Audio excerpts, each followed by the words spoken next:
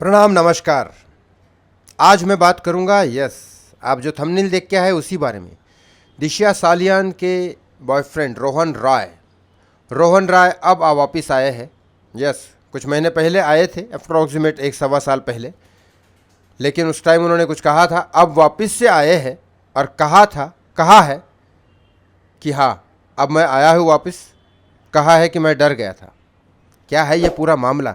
दिशा Salian case, Sushant Singh Rajput connected case, उसकी manager थी, क्या हुआ दिशा सालियान के साथ? क्योंकि रोहन राय एक वो इंसान है जो उसके बॉयफ्रेंड होने के साथ साथ जिस दिन दिशा के साथ ये हादसा हुआ, वो उस दिन उस पार्टी में दिशा सालियान के साथ था, उस घर में था।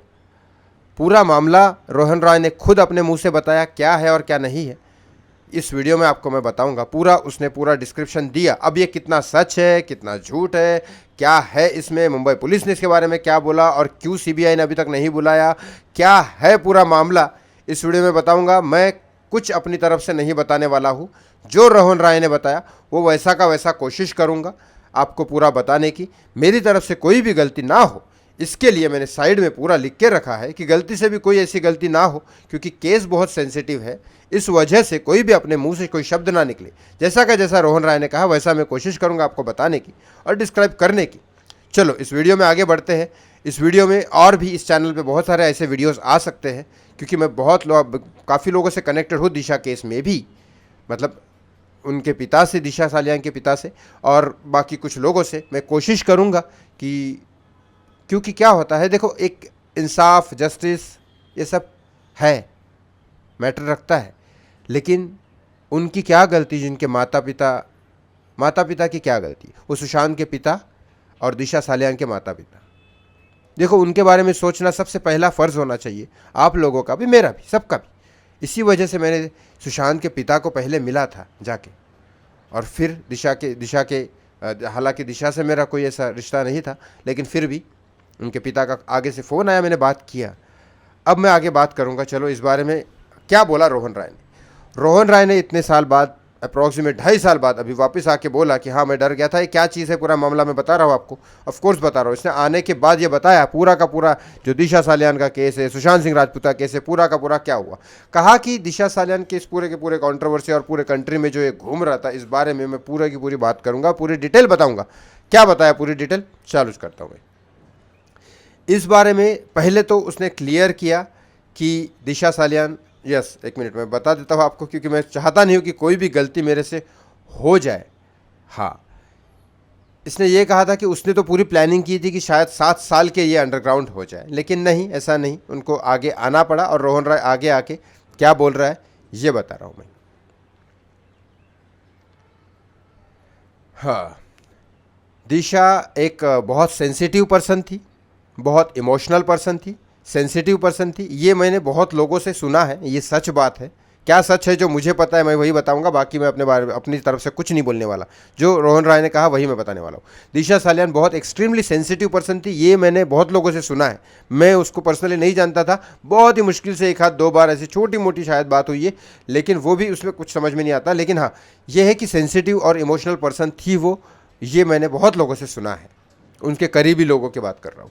और एनिमल लवर थी, आपने कई सारे ऐसे वीडियो भी देखे होंगे। उसके साथ एक छोटी सी बिल्ली रहती थी, और वो एनिमल लवर थी। ये मान लेना पड़ेगा आपको, क्योंकि उसके वीडियोस जितने भी आए, वो बेचारी बच्ची थी एक तरह से देखा जाए तो, और एनिमल लवर थी, अपना काम कर रही थी, सब कुछ। ये भी चलो, ये भी मान लिया। वो थोड़ी सी डिप्रेस हो गई थी, ऐसा रोहन राय कह रहे हैं, मैं नहीं कह रहा हूँ। रोहन राय ऐसा कह रहे हैं कि वो डिप्रेस हो गई थी क्योंकि एलिफेंट, उस टाइम पे कोरोना जो स्टार्ट हुआ था, और एलिफेंट का कुछ क्रैकर अफेक्टेड की वजह से कुछ एलिफेंट्स की मौत हो गई थी, उस वजह से वो थोड़ी अफेक्टेड थी।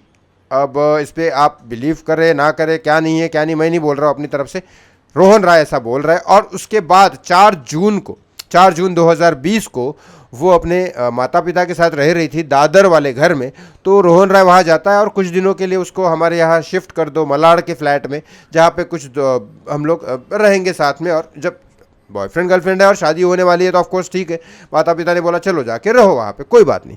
तो मलाड में जब रह रहे थे तो कुछ 2-3 फ्रेंड उनके साथ आए, 4 ऑफ आवर फ्रेंड्स, 4 फ्रेंड्स उनके साथ में आए। 2 से 3 दिन वहाँ उन्होंने कुछ का रहे साथ में, और उस दिन थोड़ा सा पार्टी का प्लान था, ज़्यादा लोग नहीं थे, कोरोना था ठीक है, 4-5 लोग ही थे। तो 4 दोस्त और ये दिशा, तो फिर उनके साथ चलो थोड़ा ड्रिंक वगैरह करते हैं, ये था। तो दिशा जब उस दौर से गुजर रही थी, रोहन राय कह रहा है कि डिप्रेशन के दौर से गुजर रही थी, तो उसने कुछ ड्रिंकिंग में कुछ मतलब ड्रग्स नहीं बाबा, ड्रिंकिंग में मतलब 1-2 ड्रिंक्स कुछ अलग अलग तरीके से लिए, ऐसा वो कह रहा है।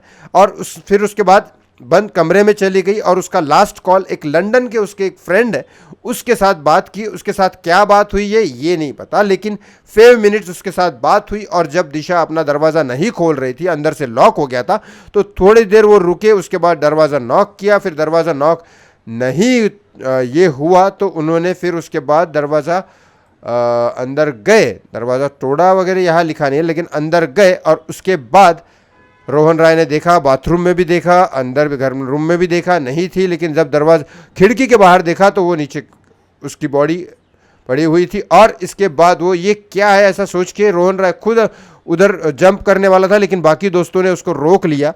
और उसके बाद पुलिस वहाँ पे आई और ये सब बॉडीज़ वगैरह चेक किए। ऐसा कोई बॉडी के ऊपर ऐसे कोई इंजरी, उसका ये कहना है रोहन राय का कि उसके बॉडी के ऊपर तो कोई ऐसी इंजरी नहीं है जो वहाँ पे उसका कोई ये हो। और दिशा के बॉडी के ऊपर भी ऐसी कोई इंजरी नहीं जो हाथापाई हुई हो, ऐसा उसका रोहन राय का कहना है।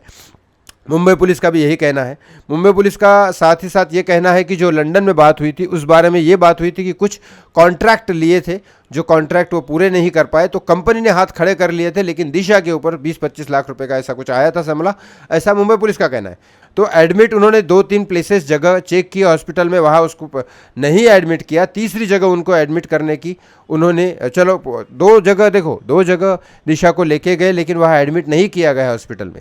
तीसरी जगह गए, वहाँ एडमिट किया गया, लेकिन डॉक्टर ने बोला कि अब ये जिंदा नहीं है।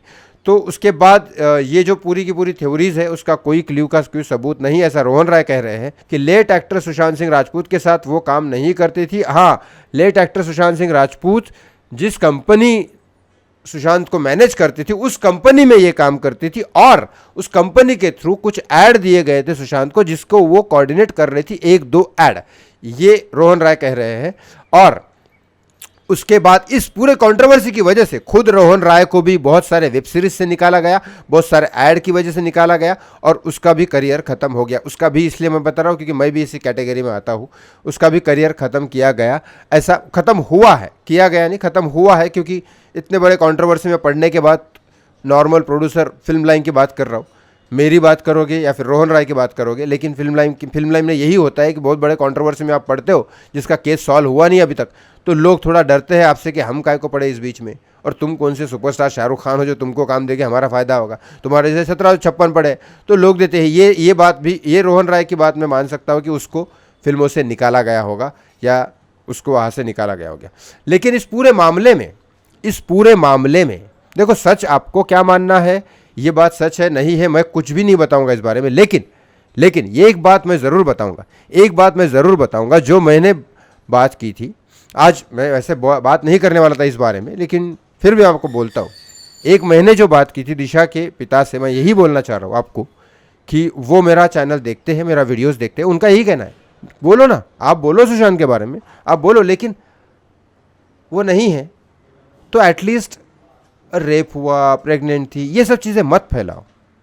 मैंने भी अपने जीवन में कभी ये नहीं बोला कि प्रेग्नेंट थी और ये सब चीज़ें।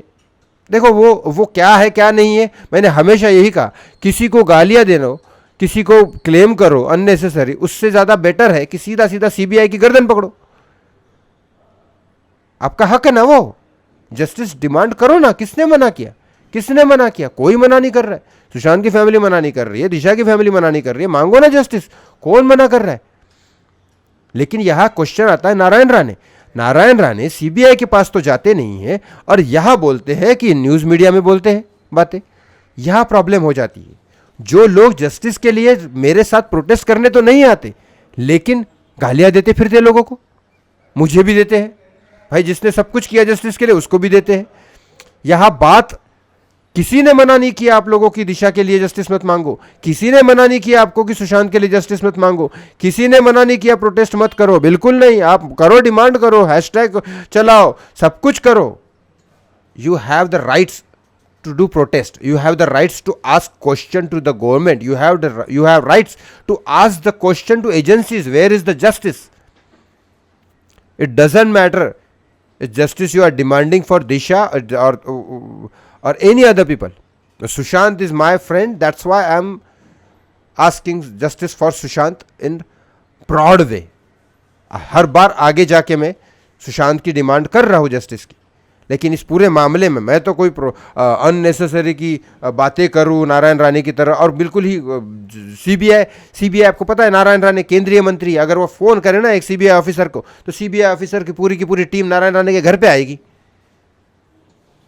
और वो बोल रहे टीम को देंगे. अबे कब देंगे, 2.5 साल तो हो गया. मैं उनके ऊपर भी क्लेम नहीं करना चाहता, वो अपना पॉलिटिकल ये कर रहे हैं, लेकिन सीबीआई को दो ना, सीबीआई को दो.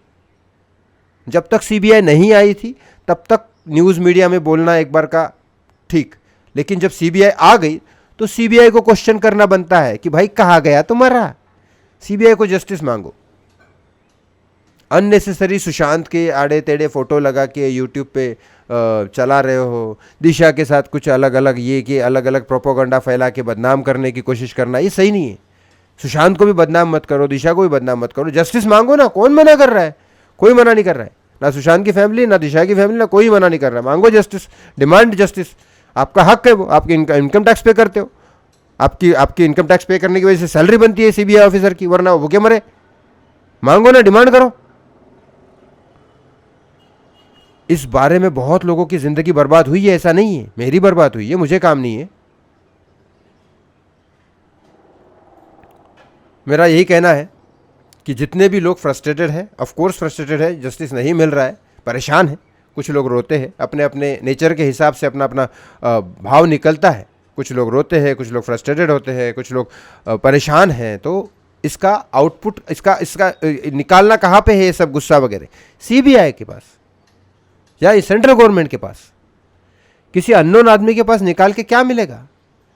मान लो कोई भी बॉलीवुड एक्टर है, उसके पास गुस्सा निकाल के क्या मिल जाएगा उसको, क्या वो पढ़ता भी नहीं कमेंट, या मेरे ऊपर निकाल रहे हो, क्या मिलेगा, इसका कुछ आउटपुट निकलने वाला है. सीबीआई की गर्दन पकड़ो. मैं अभी भी आ जाऊंगा प्रोटेस्ट करने, मैं अभी भी सीबीआई के सामने वही जोश दिखाऊंगा, अंदर घुसूंगा, कोई प्रॉब्लम नहीं है, क्योंकि वो मेरा अधिकार है. क्या हुआ भाई, क्या हुआ. अगर आप क्लोजर रिपोर्ट दे रहे हो तो उसके सबूत देने पड़ेंगे आपको. मुझे यही कहना था कि रोहन राय ने इतने साल बाद क्या बोला क्या नहीं. बाकी आप खुद बहुत समझदार लोग हैं, ऐसा नहीं है, बहुत समझदार लोग हैं, आप सारी चीज़ें समझ सकते हो. बस लास्ट में यही कहना है, you have the rights to ask question for justice in front of CBI. Please understand.